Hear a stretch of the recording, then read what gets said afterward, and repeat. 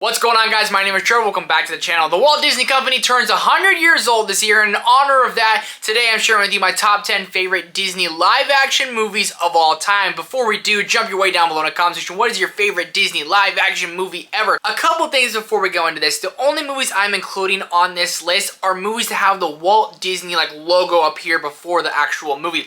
I'm not including any Star Wars movies. I'm not including any Marvel movies. I'm not including any 20th Century Fox movie. Literally has to have the Disney logo come up at some point. These are my 10. Let's get into it. And at number 10 is going to be pure nostalgia for me. My childhood. It just had its anniversary a couple days ago. The High School Musical Trilogy. I'm cheating a little bit with some of these because you know what? I have to include them all. The High School Musical Trilogy, I mean, these were cultural phenomenons back in the early mid-2000s, 2000 to 2010, right in the middle sweet spot of that. I was a perfect age for these movies. I was 6, 7, 8, 9, 10, 11 years old, all throughout when these movies started coming out. These were, again, cultural events. You got together with all your friends when these movies came out. They came into theaters. I didn't see them in theaters. I'm really kicking myself for not seeing them in theaters, but the first High School Musical sets up just this world so well. You get to fall in love with these characters, and the Troy and Gabriella. He's got two worlds pulling him, from sports to being in the theater, and he just doesn't know what to do, and he falls in love with Gabriella. It just hits hard and feels. Has a great soundtrack. Absolutely fantastic. And you come into the second one, which is one of my favorite summer movies of all time, High School Musical 2. And this one is just, again, screams summer vibes. Troy's having, again, that conflict of interest. Does he hang out with, the rich guys where he's going to be able to go and get a scholarship? Or does he hang out with his friends and work his actual job that he's supposed to be working? Has a conflict of interest in there. Has one of the most all-time great banger songs. Bet on it, bet on it, bet on it. And then you come into High School Musical 3, senior year. And this is the one that I rewatched the least, but nonetheless, it caps off this trilogy greatly. And I always wish we got a fourth High School Musical where Troy and Gabriella got married. I mean, it's not too late. I'm here for it. I'm just saying I'm here for it. At number 9 is another pure nostalgia pick for me. This is Sky High. This was the Avengers before the Avengers was the Avengers, before they ever avenged anything. Sky High is nothing short of fantastic. This is one of those movies where I wanted to go to the school. I wanted to have superpowers, and I just could not believe that they gave us this banger of a movie. Kurt Russell's basically Superman, and his son is supposed to have powers, but it hasn't really hit him yet. Puberty, just sometimes it hits you late. You're a late bloomer.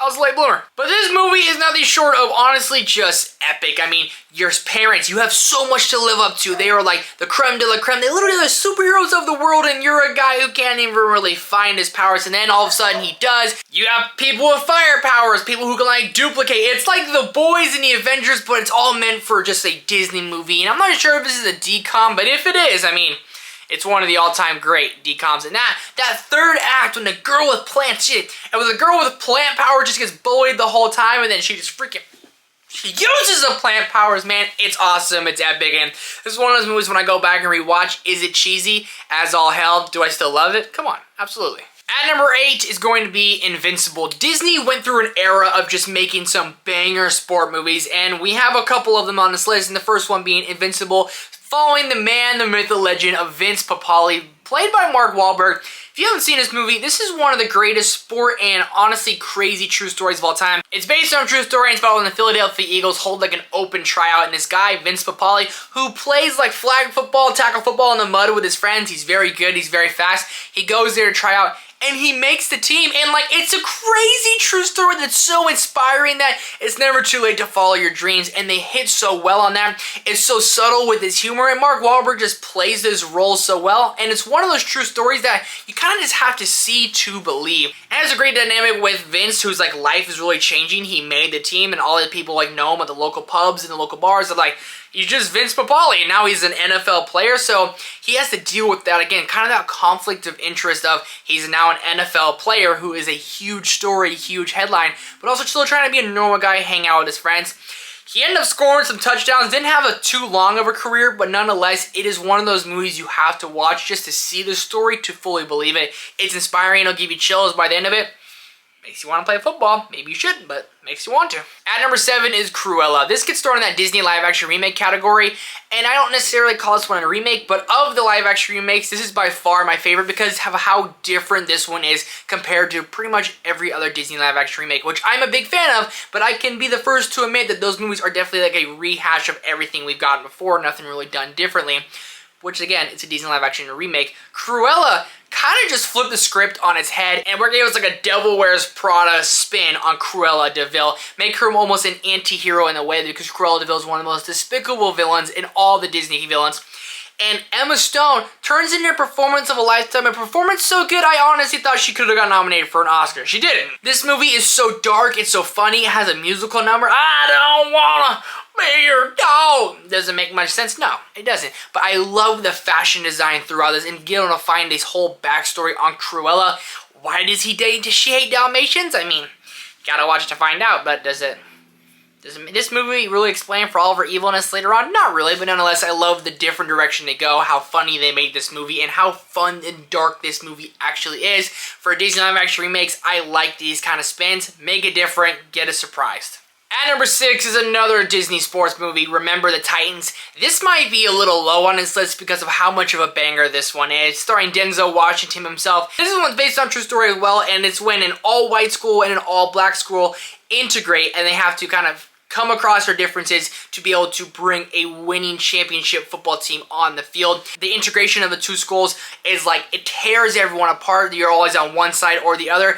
But then after you get playing a while and how these coaches really make these guys have to interact, they start to get along. They start to become a team. They start to become friends. They start to become brothers. And that's what's so inspiring about this movie. And then when you get to the football, you talk about a movie that makes you want to play football. You want to Remember the Titans. So many quotable moments throughout this movie that just make you want to jump out of your seat. And there's so many other moments where it might tear your heart out just a little bit. And at the very end, when the whole thing happens with Gary Brutier, I mean, you're Superman.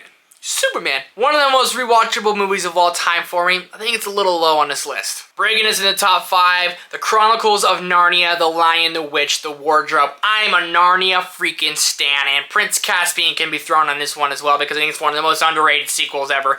Chronicles of Narnia, The Lion, the Witch, Wardrobe. I could not tell you how many times as a kid I went in my freaking closet hoping there'd be a forest on the other side. There wasn't, but I hope there was. And the Chronicles of Narnia really hit on arguably my favorite genre, which is fantasy. I love Lord of the Rings, I love Harry Potter, so being able to come into a fantasy world where these kids who are almost nobodies in the real world become kings and queens of Narnia is epic, man. And the White Witch is easily one of the most menacing villains of all the Disney villains, and of any movie ever. And the way they kind of create this world with talking beavers, you have Mr. Tumnus, who's a freaking satyr, played by James McAvoy. I mean, Mr. Thomas, he's the man. You have a talking fox, talking beavers, minotaurs, centaurs. This movie is so epic with the way they dive into this lore. We're supposed to be getting a series about this from Greta Gerwig coming up in a couple years. Very, very looking forward to that. But the White Witch is such a freaking menacing villain, and these kids all come together, and when he looks at that centaur at the end, I forget the dude's name, but he's so freaking cool. He's like, "Are you with me?" He's like,